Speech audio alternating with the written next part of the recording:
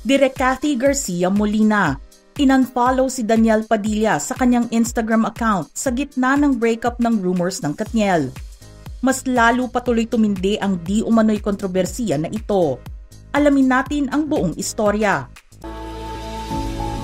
Pinag-uusapan ngayon ng mga netizens ang pag-unfollow ni Direk Cathy kay Daniel Padilla sa kanyang Instagram account. Binusisi ng Showbiz Philippines team ang Instagram accounts ni Direk Cathy at Daniel Padilla. Makikita dito na naka-unfollow nga talaga si Direk Cathy kay Daniel. Ngunit si Daniel ay naka-follow pa rin kay Direk. Naging significant kasi ang role ni Direk Cathy sa success ng Katniel Love Team under ng Star Cinema. Mas lalo na sa career ni Kathryn Bernardo. Kaya yung pag-unfollow ni Direk Cathy kay Daniel ay nakadagdag sa speculations ng breakup rumors ng Katniel. Nagsimula yung breakup rumors ni Kathryn at Daniel noong ibinalita ito ni OG Diaz sa kanyang YouTube channel. According kay OG Diaz, nag-break na nga daw sina Kathryn at Daniel. Dagdag pa niya na ang dahilan ay nagkikita di umano ng palihim sina Daniel Padilla at Andrea Brillantes. Para kontrahin ang mga lumalabas na issue tungkol sa Katniel, naging viral naman ang video na ito kung saan makikitang nagsasayaw sina Kathryn at Daniel.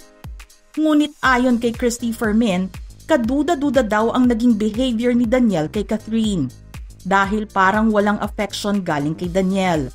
At tila hindi niya hinahawakan si Kathryn doon sa dance video na iyon. Binanggit din ni Christy Fermin na meron daw namamagitan sa gitna ni Daniel Padilla at Andrea Brillantes. Sang-ayon ito sa mga sinabi ni OG Diaz. Supposedly, nag-cheat daw si Daniel kay Kathryn dahil pumupunta pa daw si Daniel sa kondo ni Andrea para makipag-inuman. Minsan, nag-o-overnight pa. Sumasang-ayon daw ito sa alleged infidelity ni Andrea Brillantes sa ex-boyfriend niya na si Richie Rivero. Isa pa sa nagpalala ng rumors na ito ay ang pag-unfollow ni Kathryn Bernardo at Andrea Brillantes sa isa't isa sa kani-kanilang Instagram accounts.